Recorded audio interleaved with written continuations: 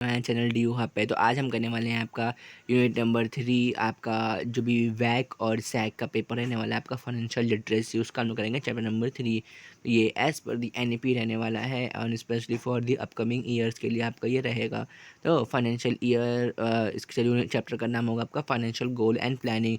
तो आपको इसमें आता है सबसे पहला short term goal. Short term goals आपके होते हैं जो 2 से 3 साल के लिए आपको बनाया जाता है, जैसे लग्जरी, ठीक है, लग्जरी वगैरह, लग्जरी प्रोडक्ट जैसे आप वॉचेस वगैरह खरीदते हो, वो 2 से 3 साल के लिए आप इसको इंस्टॉलमेंट देते हो। या तो आप रोलेक्स खरीदोगे, उसके 2 से 3 इंस्टॉलमेंट बनाओगे, ठीक है। तो ये क्या होता है short term financial goal. Then comes mid term financial गोल है एसेट क्रिएशन। कोई भी आपका एसेट क्रिएशन करना है, बिजनेस बनाना है, तो वो आपका आएगा मिड टर्म फाइनेंशियल गोल में। Then long term financial goal, retirement benefit 20 से 30 साल बाद क्या होगा उसको बोलते हैं long term financial goal. In order to achieve this goal you have to the smart policy. Smart मतलब क्या होता है, इस पॉलिसी जो होनी चाहिए, पॉलिसी जो आप चूज़ करोगे वो क्या होनी चाहिए, स्मार्ट होनी चाहिए। Smart make specific, measurable, achievable, realistic and time bound होनी चाहिए। स्मार्ट का फुल फॉर्म बहुत ध्यान से इसका आप स्क्रीनशॉट लें और इसको याद करें।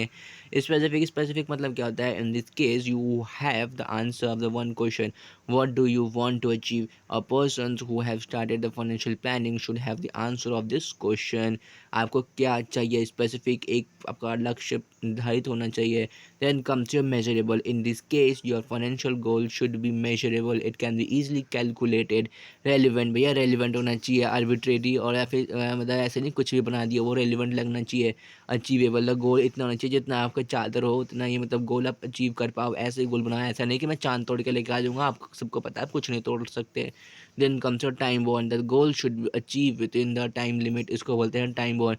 Then comes your financial planning and developing the financial road map of a financial wellbeing. Financial planning process define the financial goal, the first step in the financial planning shall be defining the financial goals, and the financial goal may be a short term, mid term and a long term. Assess your current financial situation. In this step a detailed assessment of the financial situation of the person shall involve. In such assessment the person should determine his current financial situation, upcoming financial obligation. आपको पहले create करना होगा budget, फिर करना होगा develop, जब आपका financial plan बनाने होंगे, बजट क्रिएट करने के बाद आपने प्लान्स को डेवलप करना होगा। Implement your financial plan, once the plan is being develop you have to implement it. और फिर आपको उसको रिव्यू और मॉनिटर करना होगा टाइम टू टाइम, ताकि आप उसकी एनालिसिस कर पाओ, अप्रेजल कर पाओ।